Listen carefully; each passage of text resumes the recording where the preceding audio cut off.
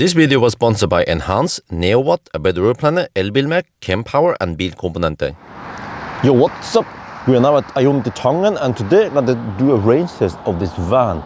It's Mercedes eVito. It's not the passenger version, unfortunately. I wanted to get that, but it was not available. Okay, whatever, it should be good enough. So this is like the EQV's brother from the same mother. It has the 100 kilowatt hour or the 90 kilowatt hour net capacity battery, and then the same 150 kilowatt or 204 horsepower motor. So it should be quite similar, right? But the EQV is more premium than the eVito. So yeah, if you're wondering, if you have green license plate, what does that mean? That means it's a van. So you can actually park and charge on those van-only spots in downtown Oslo, for example. So the charge port is over here. Wait, if the charge port is here, does it have that weird flap here, fuel flap here? Oh, it does. Yeah, so you see, in case your brakes fail, you can deploy the air flaps to slow down the car. Okay, whatever. Good thing that the charge port is not there. At least the Mercedes guys, they were smart enough. And then here you see plenty of space. So yeah, let me see on this side.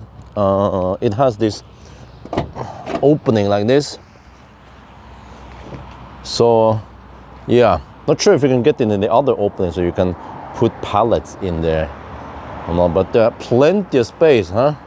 Wow. And also, of course, door on this side, and this side also has a window, which is very useful for seeing this blind spot. But here you see this wall here does not seem to be original, because I don't know if you recognize this. Well, can you read it even? There kind of Lafinto. They're a Norwegian company that retrofits vehicles with car interior. Could be shelf, could be wall or something. So here it seems like originally there is no wall in here from the factory, but that's nice. And it has a little slope, so you don't have to sit too upright. You see, there's even a little pocket here for storing your TPS reports with plexiglass there. And then it stays nice and warm in here, and you don't get all the noise from the back here. So yeah, interior here, lots of cup holders, lots of pocket for storing your TPS reports. No, that's airbag, okay. Regular stuff here. But you see, this is supposed to be less premium, more plastic fantastic than the EQV. So it's like, wait, what is this? It's like the poor man's EQV. Okay, well, I think maybe, okay, some electronics in there. But it's still a Mercedes, so you still sit like a king, yeah. But just manual seats, no, nothing fancy there. And then, well, I'm not, okay, yeah, Mercedes is kind of stingy on the heat, on the electronics here. Okay, so this is the way you know it with many other modern Mercedes. You can mute the, you can mute the speed limit warning there. You have this menu system here that you recognize in other cars. And actually, when you navigate somewhere, it will also show you how many percent you will arrive with. So it's modern in that regard, right? There's some buttons down here. But then here, what the heck is this shit? There's analog gauges here. And actually, the good old blinkers. Is that clicking sound actually the sound of the whatever is going on, the clicking on the, okay, whatever. 69% left, we actually see percent stellar charges. They're very nice. Okay, anyway, so we're gonna do the route here. I think I will do the 90 test first, yeah, and then we see. So we have some trip meters. Man, this is so bad, this user interface. See what I'm talking about? I swipe and then I miss-swipe.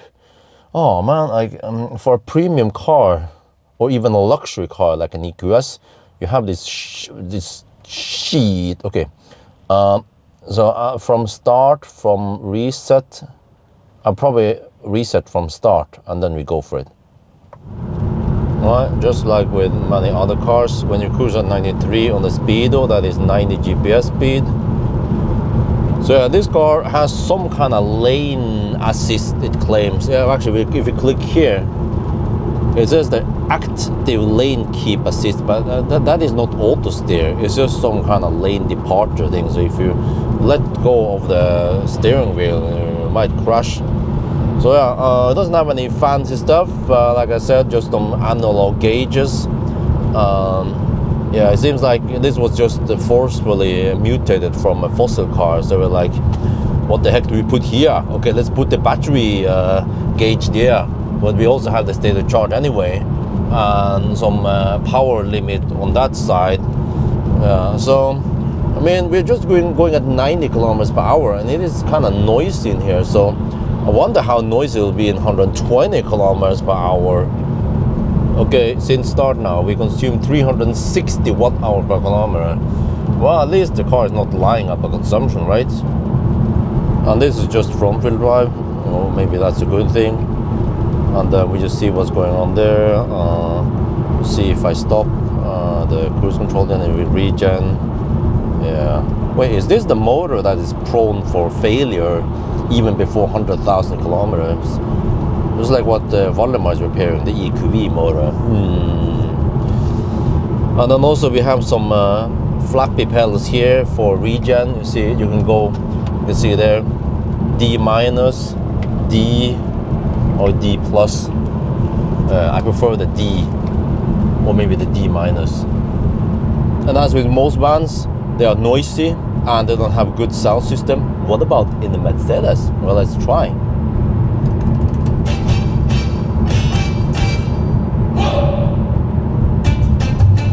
Well, it just sounds okay. There's some bass there. I guess there is no subwoofer in the trunk here, but still, okay sound. I guess there's no Burmester.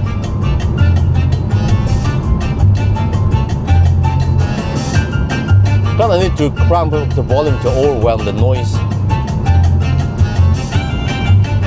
It actually sounds okay. Okay, next song. Would have some bass. There's a mint bass, but not that deep bass like in the high-end systems.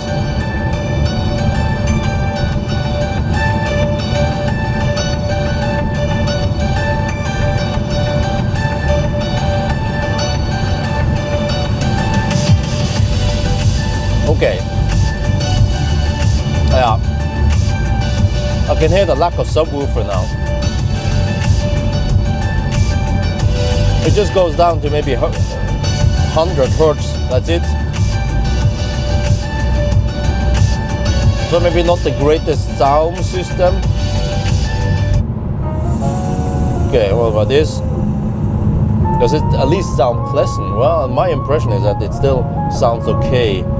And it's way better than many of the low-end Temu sound system in the Chinese cars.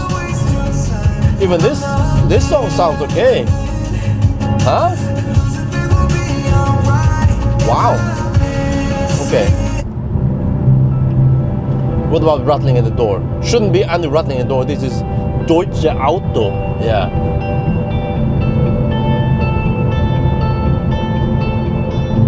But I mean, the bass needs to be made from the door speakers though.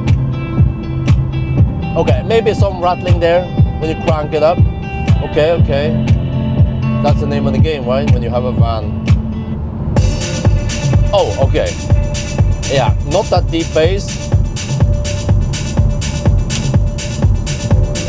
Also some kind of clipping. If we try to crank up now. Yeah.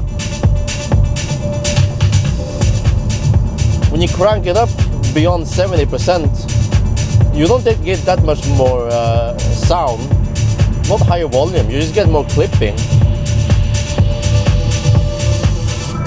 I'm still waiting. At least not too much distortion. So yeah, I mean overall it's okay sound system. If I give it points, maybe 4 out of 10 only. We're gonna test coasting. this van is quite heavy, so you should have an advantage there, but then maybe the drag part is not so good. Let me see, there, okay, then I can put the car in neutral. Alright, in neutral. Oh, gaining speed quite fast, yeah. But then eventually you might hit equilibrium, which is the slope versus the drag force. Well, can we at least hit 110 kilometers per hour? Well, let's see, come on, come on. Boxy beast, shit. Okay. Well, we have some headwind, some wet roads today. Maybe not the best conditions, 7 degrees Celsius. Well, at least we hit 110. Oh, okay, barely. Oh, okay. But there's still some downhill, even though it doesn't look like it. There's a slight downhill now. So we should be able to still glide a little bit further before we hit 90 kilometers per hour. But okay. Well, to say this car did it fairly well. Or I actually, wait. Now it drops fast. Holy shit, speed drops fast now. Can we at least hit the noise wall? No, we can't. Holy shit, here? What? Already? Oh, okay, well. It is what it is, like a brick on wheels, yeah. Volvo XC90 can just go home. Alright, we consume 250 watt-hour per kilometer. There's no decimal here, so, well, this is, I guess, German precision. Distance seems to be correct. It's supposed to be 88 kilometers, but again, no decimal there. We can see some decimal if we swipe up here, but this is just for the total since last charge. So, yeah, okay. Let's reset again and then go for the 120 test. Alright, this time we have to cruise 124 on the speedo to match 120 GPS speed. And man, it is loud in here. Oh shit. Also, you look here. You see the charging screen actually shows you the DC maximum, how many kilowatt it can take right now. And I haven't even preheated the battery. Wow, this is some great German technology, huh? But man, it is a bit loud in here. And it is only 120 kilometers per hour. So what about if you hammer it in Deutschland? Well, fortunately, in Germany, the asphalt is smoother than over here. We have Norwegian rough asphalt here that contributes to some road noise. But yeah, there's also a wall here from the Vinto, could also help reduce the noise. So I wonder how loud it is originally. But maybe this car was made for last mile delivery in the city, not much hammering on the autobahn. Okay, this time we consume 340 watt-hour per kilometer. Shit. Okay, and we're down to 8% now. I want to estimate the battery capacity to see if it's the same as the EQV. So, okay, I guess we go a little bit deeper. Oh shit, we're almost at Minnesota now. The charger is right over there, around 2 kilometers from here. We have 3% left and turtle mode is active. Wait, and also around 40% power. Let me test how slow the car is. Oh, it's like a TDI without the T. Okay, I think it's time to pull out now. But before we plug in, let's check the weight of this van. Earlier today there was control over here. You see there's still some Statens Vegvesen people. Okay, anyway, let me see. Front axle. Holy macaroni, 1560. That weighs more than a BMW i3. Okay, the whole car. Wait, let me see. There. What? That's it? 2640? Am I a little bit off or something? Hey, that's it. Oh, okay. You know, I think it's actually, it's not that heavy because we just have the room in the back. It's not a passenger version with lots of heavy seats in the back and maybe more soundproofing in the back. Yeah, that makes sense. You can see how bare bone in the back here, so that's actually a lot of less weight. So this would be an advantage when you do 1,000 kilometer challenge, huh? Well, we're now at the charger at Circle K, but hey, I want to see the trip meter. Okay, I'm down to 2%, but the turtle screen or the tortoise screen here is a blocker, so I cannot change it, I cannot dismiss it. Same with the other Mercedes. So what you have to do is turn off the car, and then okay, then it bugs me about some other stuff. Okay, and then you can't see this, but then if you start it again, okay, then you can see. No, man.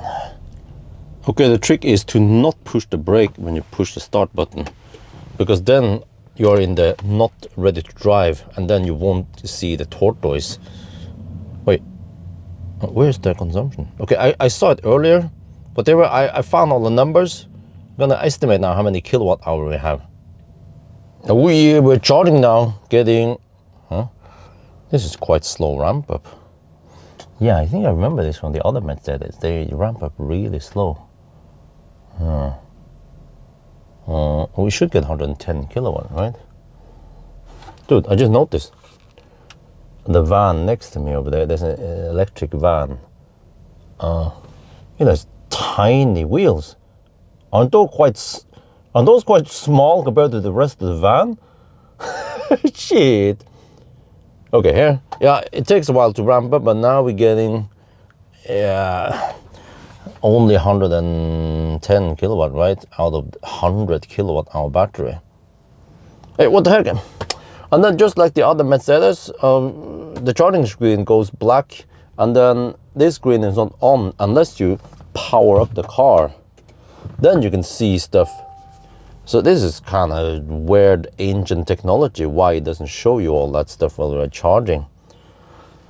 Okay, yeah, 101 kilowatt. All right, that's that's how it is with this big van, huh? Okay, we are at Ioniq Dal. I'm going to do a charging test, but first I have to charge it back to 10%. So yeah, it's kind of hard to see the screen here, but it seems like it's capped at 300 amp, just like this EQV. And then the claim 110 kilowatt will probably occur later once the voltage is higher. So okay, not the fastest charging van out there. Well, according to the test today, we have 84.6 kilowatt hour, and that is almost spot on with the test a long time ago, 84.5 kilowatt hour in the EQV. So at least that shows that we should have the same battery. Now I'm doing the charging test just to see if the charging curve has changed, but knowing Mercedes, they never change anything after they release the car. Okay, all right, I'm wrong. Yes, the new EQS is 800 volt architecture and it's wonderful. Steer by wire, yeah, but okay, this is no EQS, that's for sure. So then it seems like, okay, the EQV was done in a colder environment, but EQB might be also heavier. I mean, it's heavier, and then it's also slightly less efficient. So yeah, this van, because it's lighter, and I'm not sure what else is different here. It seems like you get slightly more range than the EQV. So yeah, that's it. Eventually we're going to test out how fast this is 1,000 kilometers. The EQV did it in around 12 hours. This car, or this van, maybe 11 and a half. I haven't calculated. Overall, it seems to be a nice worker's car, you know. Not much that can break, it's just hard plastic all over the place. Okay seat, yeah, maybe not the best soundproofing in here, but as a worker's car, having tools over there in the back there, then who cares, right? You can wear the Herschel van, yeah. So that's gonna be for now. I hope you guys enjoyed this video. As always, thank you for watching, and talk to you later.